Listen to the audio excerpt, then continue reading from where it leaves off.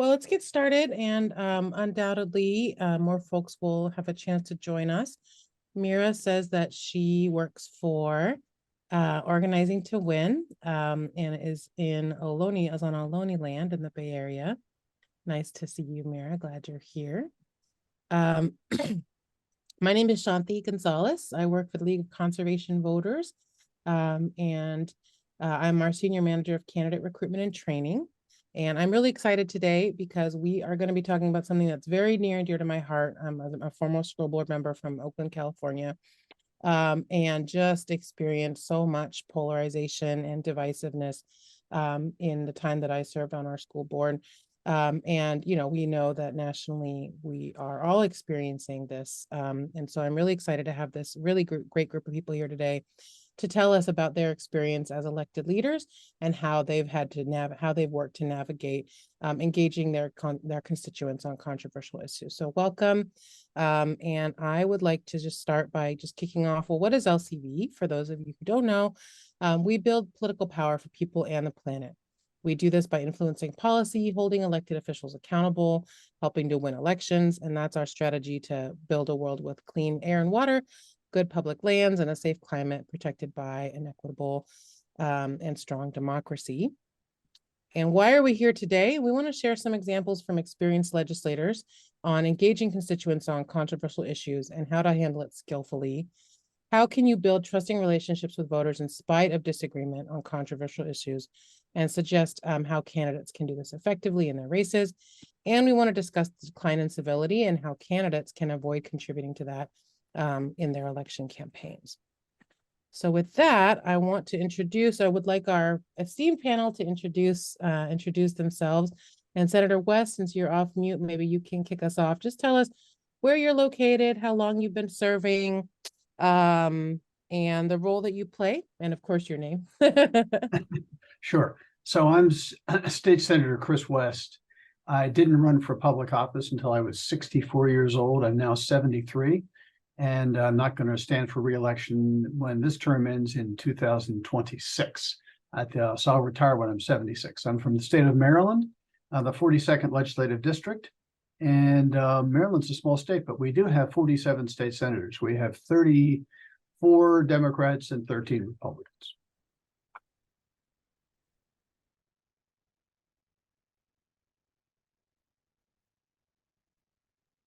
Shanti, you were muted, but I can go next since I. Yes, that's perfect.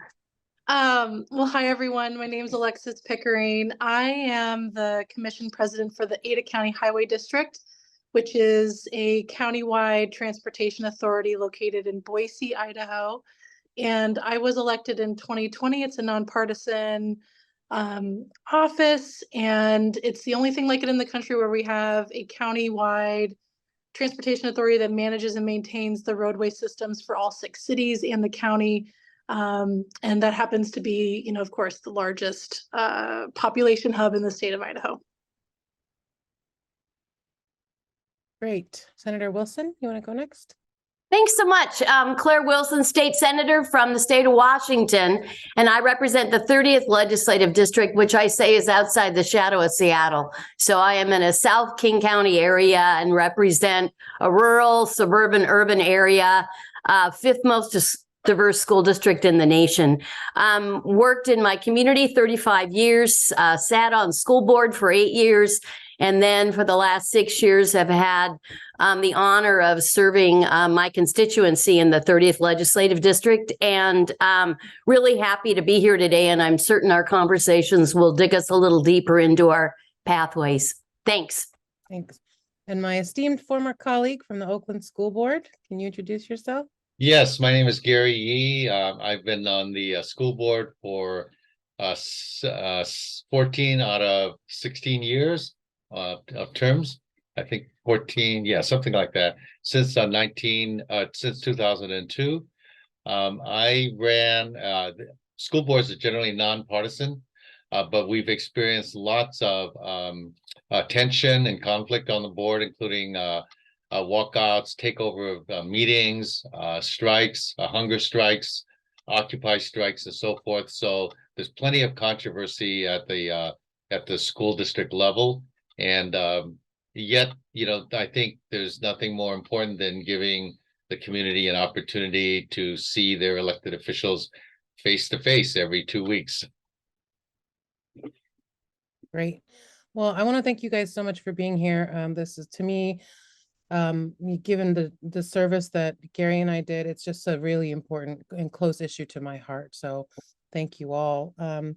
So we want to just start, just by saying that, we all recognize that we're in a time of declining civility, increasing divisiveness, and just a real lack of trust, and a politicization of things that should be fairly straightforward.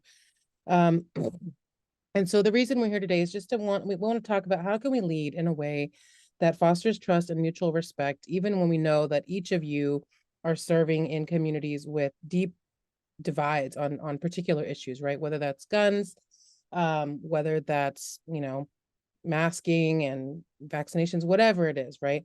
And so I wanted each of you to tell a story. If we can start out by telling a story about a controversial issue you've had to address in your district. And I would like you to share a story about how you've worked with constituents to both share your values, but also to listen and to respect the varying perspectives that your constituents were bringing. And Alexis, maybe we can kick off with you. Sure. Yeah, so just for context, so I've ran and unseated a 16-year incumbent, and typically this agency, we lovingly call them ACHD, the Ada County Highway District. It is the largest local transportation authority in the state of Idaho, just behind the Idaho Transportation Department. We just passed a budget for $231 million for the next year, which I know is small potatoes compared to some of my other states that are on this call. But it's a big deal in Idaho. And historically, the investments that ACHD puts those funds towards have typically gone towards car-centric projects. And those types of investments really, because Idaho, if you haven't heard, is one of the fastest growing states in the country. We've had a lot of big growing pains. And folks, we've been trying to play catch up with a lot of these investments generally and looking at a more regional framework of how we make these improvements. And with me coming on board and a lot of this need from my district that I serve, is a lot of the existing deficiencies, multimodal transportation, investments in transit, that was deprioritized with a lot of these other investments, and which was creating a really unsafe environment and continues to create an unsafe environment for folks that walk or bike and drive. And so we continue to need to invest in multimodal transportation for safety, for economic vitality, all of those things. And so the biggest controversial element that I'm facing is, folks very much are car centric above all safety, and want, let's, endlessly widen this road, right? Versus, filling in a sidewalk gap or putting in bike lanes, or investing in better transit stops. And so that's a real issue that I think a lot of folks that I work with and constituents that I talk to, they don't understand why we're shifting to that multimodal investment. And ways that I explain that to them is, we're talking about, I try to simplify it and give them an empathy sandwich, as we like to describe it, is, hey, we are growing. We've got these growing pains. I totally understand. But if we don't make these investments now, we're going to continue to see these dangerous, the dangerous built environment that we're facing. We actually have had one of the worst and most deadliest years to date. We've had, I think, about 14 deaths, 8 of which have been pedestrians and bicyclists just in our county alone this year. So the threat is really real. And so I like to explain to them that every person that's walking or biking is one less car on the road, right? Which reduces that traffic that they're feeling, that tension and congestion. But I'm also trying to simplify it. I'm like, this is your kids. These are your grandchildren. This is your grandparent or parent that wants to age in place. 30% of our population can't drive. So we need to build an environment that works for everyone. And so that's the type of the messaging and work that I try to explain to constituents that are like, why are we doing this? I don't use a bike lane, but you might, but there's so many others that will, especially if we build it right the first time. Thank you. Senator Wilson, what about in your community? Well, I, like Senator West, am of the other side in my age. So I will just say I'm a little card carrying member and have been around for quite some time. And I never really thought I was going to run for office. But I also know I walk with privilege, and I try to use that privilege every single day to create a space for voices for others. I also identify, and so I can choose to walk in a room and disclose my sexuality where others can't, especially as we look at our communities of color, immigrant refugee communities and such. And so I'm the same person in every room, but I also am seen as somewhat of a radical, if you will, and somewhat of a progressive. And so I was sitting here the last week trying to figure out a story. And my stories kind of follow me. And but I also, in all of my work, whether it's on school board or anything else, have never really led with anything other than a greater good and a steward. And that I'm the same person in every single room that I'm in. And so I think the most important thing is, regardless of it's agreeable to disagree, and there's many places and spaces and many perspectives. So I too took on a 22-year incumbent in the Senate and who had never represented me and came from a very different background than I. And so as I ran for office, it was not anything other than, knocking on over 36,000 doors and talking to people, because people are the only thing that vote. And not about trying to find a place where we disagree, because we can always find places where we're diametrically opposed. But there's also always places where we agree. And I think that's where we need to begin a conversation. And I am not an either or person, I'm an and both person. So whether it's around curricula for schools, whether it's around the comprehensive sex ed bill that I did for the state, whether it's around safe harbor for young people seeking reproductive health and also safe harbor and safe places to live.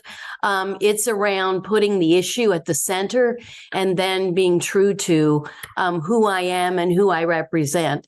And oftentimes it is those people within my community, but oftentimes it's a greater community as well that has never had anyone to represent them. So I don't think I'm limited in the conversations by my legislative district, although I am very much so as it comes to local issues. So those kinds of things are like vehicular pursuits, our drug laws, and really it is having conversation.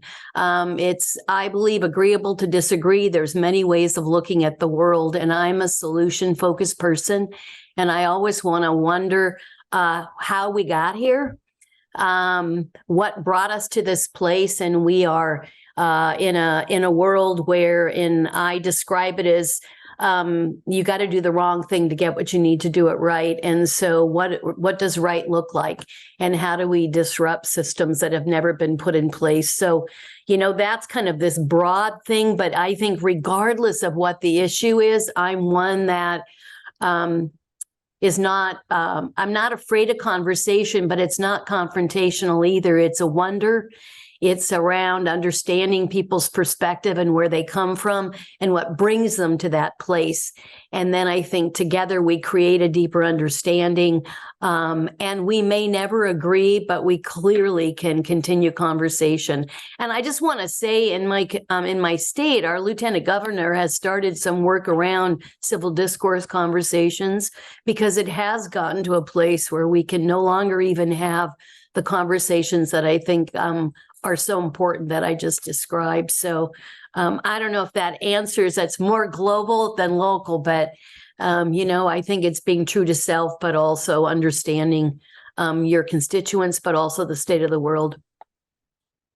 It's really Can I good that jump your in, state. Yeah, yeah. Kathy? And I just want to say that it's really, I haven't heard of other states making that kind of intentional effort to increase civility. So that's really positive. Go ahead, Director Carrie Yee. She used to always have to call me Director Yee. I wanted to respond to something I heard from Alexis that was really profound, where she said one of the constituents said, "I don't ride a bike," and I think that for school board seats especially, there is a tension between public education as a private good and public education as a public good, and I think it's really important and for conservation campaigns, it's the same thing. And you pointed out really well that I think most of us are looking at conservation policies or education policies as a public good. And oftentimes when you're on a campaign, that's hard to sell because somebody's going to give you a story of why they need a special something for their kid. And you want to nod yes, yes, because you're thinking, I either win this vote or I lose this voter.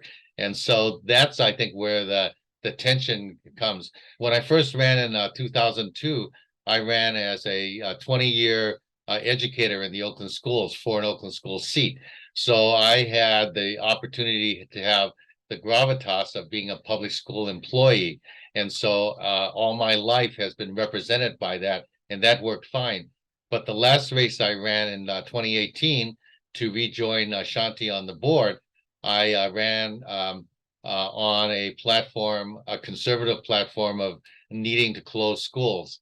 And that's super controversial because nobody wants their school closed and everybody's afraid that their school is nixed. But I think it was really important for me to have civil discourse with people. And the best thing that for a new candidate is to say, I'm independent and I'll look at the decisions, all the information when I'm seated, because sometimes it's difficult to be able to demonstrate that independence, which I think most people want when they're looking for you as a potential candidate. They want to know your experience, your beliefs, but they want to know that you're willing to listen as the member, not just as the candidate. Great. And Senator West, can you tell us a little bit about your district and the issues? Sure. A couple of years ago, we had a bill in the Maryland General Assembly to establish a red flag law dealing with guns. So it would allow the members of a person's family, the person's mental health professional, policeman, to go into court and to ask the judge to enter a preliminary injunction to require the gun to be taken away, and then in very short order have a hearing in which the person who owns the gun could come and say, look, I'm fine. There's no reason why I shouldn't be able to own a gun.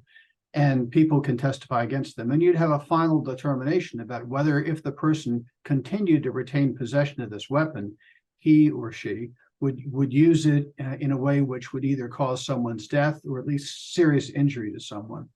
So I'm a Republican in an overwhelmingly Democratic Maryland General Assembly. And this bill struck me as a bill that we should pass. None of my fellow Republicans agreed. So I was like out there on the end on this thing. But my feeling is, if you have an impartial arbiter that makes the decision based on all the testimony adduced, that you're probably going to get a pretty good decision. So I voted in favor of the bill. I was at a public meeting not too long afterwards, and someone in the audience stood up and screamed at me, pointed at me and screamed, "You're a traitor." Now, I've been called a lot of things in my life, but I'd never been called a traitor. And so the question is, how am I going to respond to that? And generally speaking, when things get loud and controversial, I tend to get quiet and more pacifistic in nature. So I said, why don't we have a conversation about this after this public meeting? And so after the meeting was over, we talked, and I listened to what he had to say. And then I said, well, let me ask you this. Do you have children? And he said, yeah, I'm married and I've got 2 kids. I said, fine. So let's assume there's a guy living next door to you, and he gets hauled into court on one of these red flag cases. And a judge, after hearing all the testimony, concludes that if he continues to retain his gun, he is going to probably use it to murder someone or injure someone with the gun, would you want that person living next door to you with your kids running around the backyard making the kind of noise kids make, would you want him living next door to you continuing to possess the gun? And that sort of pulled him back. So I took the ideology out of it and I made it personal, involving him. And he concluded, under those circumstances, he's not sure he would want that person next door with the gun. So it was a reasoned conversation rather than a yelling conversation about something personal to him rather than ideology. And in that, I'm not sure he ultimately agreed with me, but he certainly saw where I was coming from and why I concluded that this bill was a bill I should support. Thank you. So I heard a few different things. I heard Senator Wilson, you saying that you're consistent in your position. So even if your constituents don't agree with you, at least it builds trust for them to know what they can expect from you, and the perspectives that you bring to every situation. And Gary Yee, I heard you, former superintendent, former board member Yee, I heard you say that creating those spaces to listen, even and being honest about, where you stood was really important. And then Senator West, just being willing to sort of make space, make time, and just listen, and really help, sort of explore further, right? Where somebody is coming from. So thank you for those different. Can I add some clarity though? Because I think it isn't that I don't represent, if my thoughts are different than the community. We have a very small group who have very loud voices. And then we have many other individuals in our community and constituents and individuals who may not have those loud voices, but also need to be represented. And so oftentimes I may be standing up against what looks like a majority voice, which is really just the group that knows how to get the public going, and not the group that actually would be impacted and supported by that. So I just want to make sure, because we do agree on many things, but it's the folks oftentimes that don't have the loud voices that agree with the work that I'm doing, because they've been unable to make a change. Thanks. Yeah. Great. Well, thank you all for that, those stories. I also wanted to understand, how have leaders in your district tried to create the conditions that make respectful listening, and honest sharing of different perspectives possible? And what do you see as the kind of conditions that are necessary to foster that kind of environment where people are willing to speak out, even knowing that they are not in the majority, and they feel that they'll be listened to, even if, even if they ultimately the vote doesn't go their way. So is there anything that you've seen happen in your districts where people are trying to create conditions for more civil discourse and disagreement? Anything that you might want to share with us? Why don't I hop in first? So to respond to Senator Wilson, in my experience, most people are in that large silent majority in the middle. Most people are not confrontational. Hate doesn't pour out of their mouths. Now, I've seen it on both sides. Very liberal Democrats and very conservative Republicans can be extremely confrontational, but most of the people don't fall in that category. They're in the middle, and what they're looking for is an opportunity to voice their views and to have their elected official or a person running for office listen to their views and then respond to their views in an intellectually coherent fashion, which shows that he or she has paid attention. So I have this concept called sympathetic listening. When someone's talking to me, I try to seize on something that person said that I can agree with. And then I vocalize the fact that I agree with that. And that begins to build a bridge between us. And maybe the bridge gets built so close that the remaining gap between us can be effectively bridged. Even if it's not, at least we're much closer together at the end of the conversation than we were at the beginning, and we can understand where the other person stands and why we disagree. So one of the I'm probably not, I don't want to say I'm not as conciliatory as the two of you are, but I find of using an intermediary, and maybe the League of Conservation Voters is even in that frame, but like the League of Women Voters or a a local church or some other convener to mediate these situations tones it down for me, especially if the discussion is not not occurring at a formal board meeting, but say in a church or in a League of Women Voters forum or something like that. It gives me the opportunity to be more like a participant in the discussion rather than being the target of the animosity. Well, I say I live in the community and I take my garbage out on Tuesdays like everybody else. And so part of what I do is I'm just in my community. And I think that what I also say is legislation doesn't come from the inside. It comes from the conversations on the outside. So whether it's, and it's not about waiting for people coming to you, it's about going out and seeking opportunity to meet with people. So during my session times, there's not a soul I've never not met with. And I found it very interesting that there were other individuals who selected who they did and who they didn't meet with. And I found that with the individual whose job I took, there was a half a population that had never been through the door to have that conversation. I also meet at local coffee shops. I have 3 in particular that I meet with folks. And so I'm always there, and people know where to find me and know who I am. And I think those kinds of things are critically important. And then I have a big issue with making sure that there's access, opportunity, and voice. And youth are incredibly important in that, as well as elders. So also thinking about who populations are, who's not traditionally at the table. And then in my community, I seek those groups out to have conversations with. And again, not expecting anyone to come to a space where I'm at, but more, how is it that I make myself available and present in those spaces? I would just echo what everyone else said. So I don't want to belabor the point. I Okay. want to shout out to Ashanti, who used to be an elected official. She had monthly office hours in different coffee shops around town, and she would actually announce, okay, I'm having office hours Saturdays at 9 o'clock. And so people know that they can actually go. So I think that office hour idea at the coffee shop is a good one. I think related to this question about the conditions that are necessary to foster this, so, I mean, I think we all do, unfortunately, these days have to worry about our own safety, but also how do you make it safe for your constituents to share their perspectives, to show up, to feel like they will honestly be heard with respect? Any thoughts? I use my pronouns and I introduce myself. And again, I talk about kind of what my perspective is and what my truth is.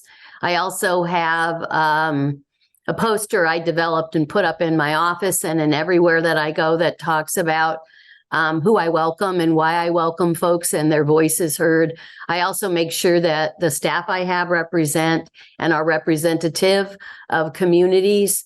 Those are all critically important. Mm-hmm. I make sure that because I'm a local elected official that, is a lot smaller population potentially than some of the other folks on the call, and don't have a lot of staff. But I would say that I try really hard to create a lot of ways to get a hold of me, especially because, as some of you alluded to, right, that the silent majority or the quieter majority, right, those are the folks that I door knocked and heard, like, we want, rail, we want all these things, right? And so they can't typically come to a coffee shop or whatever, right? So that's why I really try to be accessible on social media, really do my due diligence to go to neighborhood association meetings, really go to those constituents rather than having them have to come to me, and making sure it's safe for them. I make sure that I bring staff that if it's about a more technical conversation, I bring staff that are really good about explaining these things in a non-engineer way. I see that kind of happening a lot where we have our best intentions to explain a policy decision or what have you, but the way that we describe or explain that decision is not accessible. And it really shuts down that collaborative process of truly just understanding, like, what are we talking about? And so as someone that doesn't come from transportation, I come from a public health background, and I also am from rural Idaho, and grew up on a Native American reservation. So I come with this mindset of how do we actually approach approach these conversations in these spaces in a way that makes it safe for anybody, regardless of education, background, to understand the topics that we're talking about and to be able to engage in a way that makes sense for them. Could I ask, I would like to ask my colleagues here a question. That is, do you ever experience the transactional expectation of voters? Like, you go on a campaign and here's your platform and so forth, and then you're seated and elected, you're successful in your election, and then somebody will come and say, I voted for you, therefore I need this position, or I need this favor, or I need something, and by the way, I voted for you, so are you going to deliver? And at the local school board level, that comes up frequently, like, I voted for you, and can you get my kid into a different classroom because the teacher is bad? Yeah, I think it comes with the territory. Right. So, and frankly, that's why we have staff. I have 2 staff members, and when constituents call with really local complaints or maybe personal problems, that's how my staff earns their living, especially when we're not in session. And in Maryland, we're only in session 3 months out of the year. So the other 9 months, it's basically staff assisting constituents with their local problems. In fact, on the safety issue, we just had an instance this past week. One of our circuit court judges was murdered. He left the court, and he granted custody of his children to the wife, and the husband followed him home and killed him in his driveway. So this came as a total shock. Up until this past week, I would have said, Cynthia, that your question was sort of out of left field, because I've never felt the least bit endangered meeting with constituents, driving around, etc. But all of a sudden, this, I guess, is going to bode bigger on our collective horizons now. I think the problem is in large part social media related, because on social media, people feel entirely empowered to simply write a 4-letter word and push send. They would never say that kind of thing to someone's face, but on social media, whammo, they do it and they get away with it and feel good about it. And now it's translating itself into the real world, where they feel similarly entitled to take matters into their own hands and act out in totally inappropriate ways. So it's a new world we're going to have to get acquainted with and deal with. I would so agree. And I will just say, last campaign cycle, we had a lot of issues. And I walk with privilege, and I can walk down a neighborhood and nobody wonders why I'm there. We had many situations where not only candidates, but individuals that were walking through neighborhoods were accosted by folks there, shoved out of neighborhoods as candidates and such. And really, talk about safety as we think about who might be on this call around, safety if you're out in the community. And it's a truth. And we had to think about getting emergency buttons that people could push so that individuals could locate them, and, things that you would have never experienced before. So I think it also depends who you are, unfortunately, and the neighborhood you're knocking in. If you're out in neighborhoods, and now, as you said, Senator West, it isn't even about knocking. It's you can just be present and suddenly find that you are a victim, if you will, or a target. But I think if we're thinking about candidacy and we're thinking about folks out in community, You do need to know your community, but you also need to always have Plan B. And it's probably best right now to make sure you've got someone that's with you, and that you potentially are not solo, because you just don't know. And it's not a fear mongering. It is just around thinking about safety, not about risk as much as safety. Okay. The picture in my background, I don't know if you can see it, that's Dr. Marcus Foster. He was the superintendent at Oakland from 1970 to 1973. He was assassinated after a school board meeting by the Sudanese Liberation Army. And so I just always put that picture up there to just remind people that it just didn't happen yesterday. It's been happening for a while. And but that's part of, in spite of that, or maybe because of it, I'm prepared to step into the situation and knowing that it's always a possibility. But sometimes doing good is more important to me than being safe. Well, we've got about 12 more minutes, and then I want to get to Q&A. And so what are some ways that candidates can use their campaigns to increase trust and reduce divisiveness in their communities? Anyone have thoughts on that? I would like to go first. So the person that I unseated, she typically, she had there was a lot of trust issues with the organization. She was a bit of a bully. The engagement with constituents was pretty non-existent, not just with her, but across all elected officials on this body.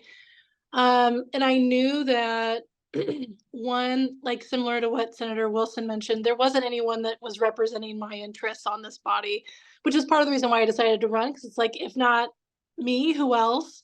And I knew that we needed to repair that trust. And to do that, I was like, I need to be accessible, honest, collaborative, and really present myself in an authentic way. And some of the ways that we did that was me and my campaign, we did really great. Looking back now, it's like, oh my gosh, social media has changed a lot since then. But we did some videos on, what are truncated domes? Like, what are these like really technical built environment phrases and terms when we talk about multimodal? Like, what does that mean? And I went in my district and showcased dangerous examples. I showcased successes, talked about, what this looks like over the long haul and where investments should go if I was elected. And being able to educate and inform my base was really important, because oftentimes, again, like I mentioned earlier, because they don't know the language on how to advocate specifics around what they want to see for their neighborhood, that prevents them from engaging. And so being able to empower them with those tools was a really great way to build that trust of, one, I'm just like them, but I've got a little bit more experience so that I can help navigate the system for them, to get what they want to see in their neighborhoods, but also empower them so that they have a greater capacity to inform this organization about what type of projects they want to see. And I've seen such amazing aspects of that in terms of advocacy, people commenting on these projects with greater detail. So giving them that blueprint on how they can see their perspective reflected in the work that we're doing. And as such, we've also done a huge turnaround in public communication and feedback on these plans and projects. Like, it's been unprecedented. So I'm just greatly humbled and grateful that I was able to build that trust in such a way that I was telling Senator West, I won originally by 2 votes and then did a recount and won by 4. So again, building trust is really important. And again, I unseated the 16-year incumbent. It was the closest race in state history by percentage. And you can't overlook that personal trust building factor, because those are the folks that you really need to vote for you to get over that finish line, especially in a district like mine. That's so cool. And I think that's also one of the cool things about Alexandria Ocasio-Cortez too, is how she makes such technical procedures so much more accessible. So thank you for doing that. That's so cool. Other thoughts folks have on how do you build trust as a candidate? You know, I'm really nice and I'm pretty reasonable. And again, I'm the same person in every room. And I don't promise what I can't deliver. So one thing you don't want to do when you're out there is telling people what you don't know, or what you think.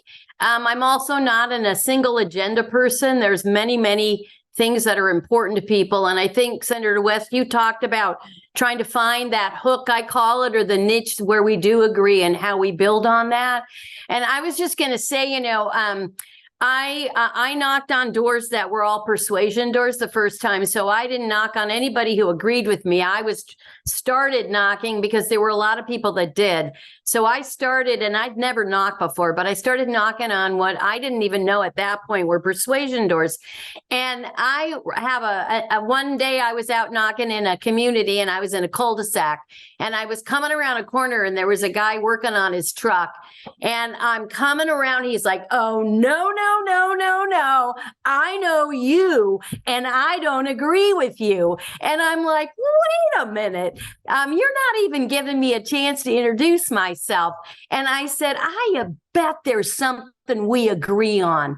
And so I said, I challenge you. And he's like, catalytic converters. And I go, did a bill on that. And then he's like, copper wires. I said, haven't done that. That's an issue around theft. Would love to talk with you about it. So we started this conversation. He will never vote for me, right? But he will never not say, I didn't listen to what he said, that he didn't have a great conversation with me, and that I was probably the craziest woman he'd ever had a conversation with in the weeks prior to that and after that. But you know, that's what it's about. It's the relationships.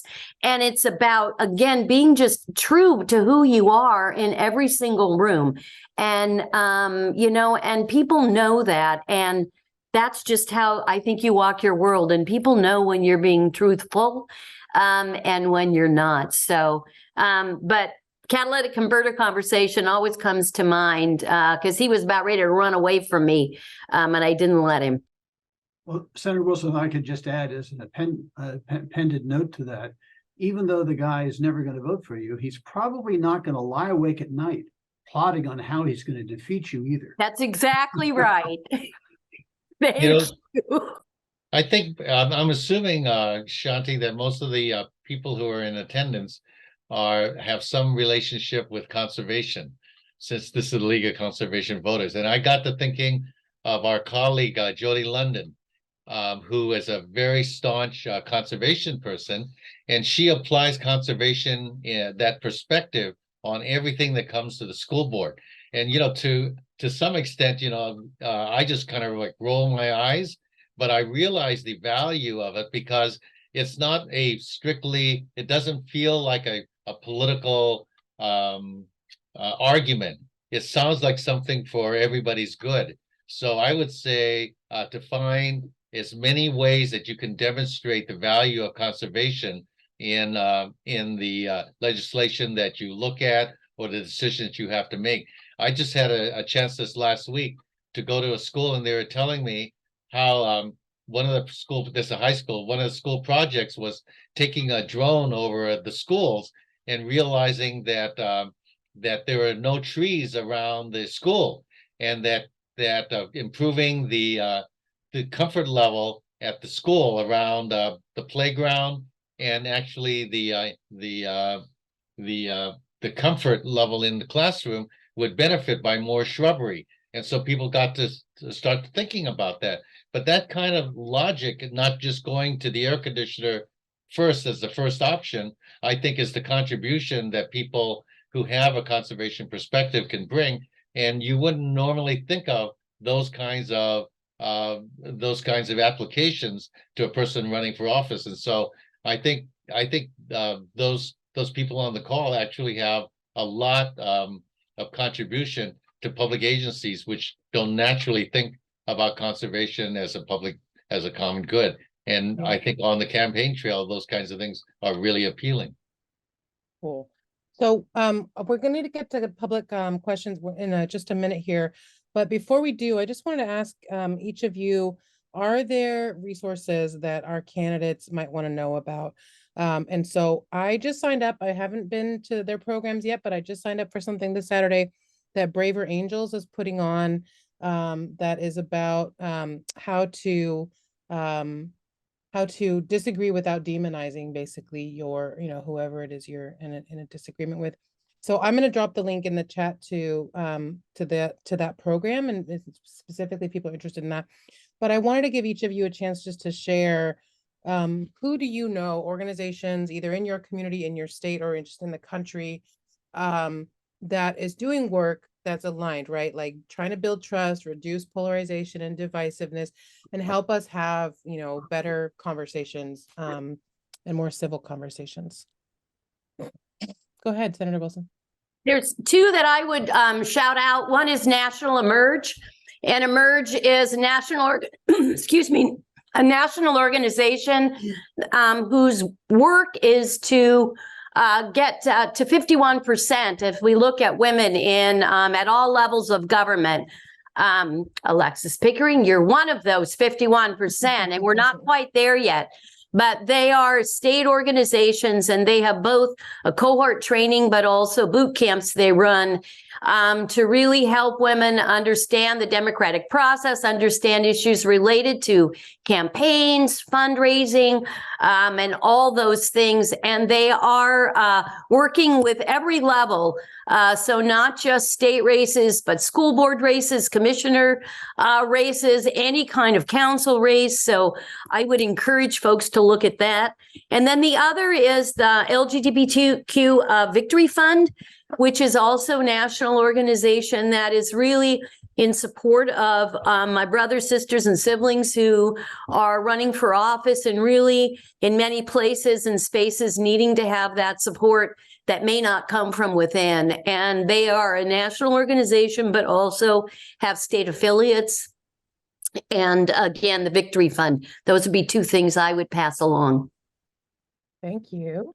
Other suggestions? Yeah, I don't have any national examples, but I would say, look for some local partners. And that's been the case in Idaho. We have a really big issue with incivility in Idaho, unfortunately, but luckily the partners that have emerged in pushing this conversation forward have been typically our chambers of commerce, which kind of builds into Mr. Yee's point about that neutral convener. So the chambers, we also have a city club, which is these forums. It's a nonpartisan group that is really great at hosting these types of events and fosters that civil conversation about hot topics, as well as like typically you have an association of cities or counties. They have some great tools and leadership in that, as well as your higher educational system. So Boise State actually just hosted a really great forum with Dr. Cornel West and a few others. And so again, like those are the types of partners that I've seen at the local level that you can tune into wherever you're at. I love our local League of Women Voters, and they publish. I've forgotten what the nonpartisan get out the vote thing is, and I just found over time investing in getting to know them and knowing that they're not going to support me directly, but they're going to support civility, gives me some assurance. And when I see them at the supermarket, I know who they are and they know who I am, and so that has to be good. For Asian Pacific Islanders, if you're a potential candidate or so forth, there's APIA.org, Asian and Pacific Islander American Vote, and they do a lot of get out the vote stuff. And if you're so inclined, you can learn a lot more about the network of Asian Pacific Islanders, and they're nonpartisan, nonprofit, and I support them and they support me. So I think Gary's exactly right about the League of Women Voters. They're always terrific and they're nonpartisan, and they emphatically promote civility. The other thing, if you're interested in resources here in Maryland, lobbyists have to register, and the registrations are all public. So if you're interested in any particular issue, you can go online, look down the list of lobbyists and find the organizations they represent. And if you get in touch with them, either they can help you or they'll put you in touch with the organizations they represent, which will help you. Here in Maryland, unlike in Washington, where everything seems just rancorously partisan, in Maryland and probably in most other states, people work together on various sides of the aisle. It's very rare in my experience to find anybody either on the extreme left or the extreme right who basically wants to throw bricks through plate glass windows. Down in Annapolis, it's a small fraternity of people. We all get to be pretty good friends. I mean, we all pretty much work together as colleagues. Something that I'm afraid the national media is mostly responsible for fostering this idea that we're all at each other's throats all the time. And it just is not the case. All right. Well, we need to move to any questions from our folks participating. So please use Q&A, or if you want to raise your hand, I can call on you. And while we wait for people to do that, just any other key takeaways that you all want to close out with as people think about people who are thinking about running for office or who are running when it comes to engaging their constituents on controversial issues? One minor point. We've talked a lot about getting together and listening. If someone who's running against you actively engages in misinformation, I don't think it's a good idea to jump every time. But if something stings and is just wrong, do not be hesitant to correct the record. Make sure that you have enough money left in your campaign treasury to send out a flyer at the last minute if you have to correct a seriously egregious misstatement made by your opponent against you. It seems to me that's the way the game has to be played. Yep. I would say ignore comments on the social media, and let your followers be the responders. I just think that's critically important. And because if you stay on the issue, not on the people and not on the comments, you just stay on the issue and you also stay on message. And, I had the blessing of having a campaign manager and all those things that I knew nothing about. But what I learned was that my focus was knocking on doors, talking to people and raising money. And it was my campaign manager's job to be the glass wall around me and be that respondent, but also, keep me focused. And otherwise you go off message and you can, you do yourself more damage, I think, than good. So, and that, not every race is going to be that way. All right. Well, I don't see questions in the Q&A and I don't see raised hands. So if you would like to ask a question, please go ahead and raise your hand or drop it in the Q&A. In the meantime, I want to thank our panelists and share their contact information. All of them have said they're willing to be contacted via email with any follow-up questions or conversation. So not seeing raised hands or questions in the Q&A. I'll wait 1 minute and then we will thank our panelists, esteemed panelists, for their time today and for just helping our candidates engage on this. Really, it's a tough time to be an elected leader in our country. And so thank you all for having the courage and the commitment to do that.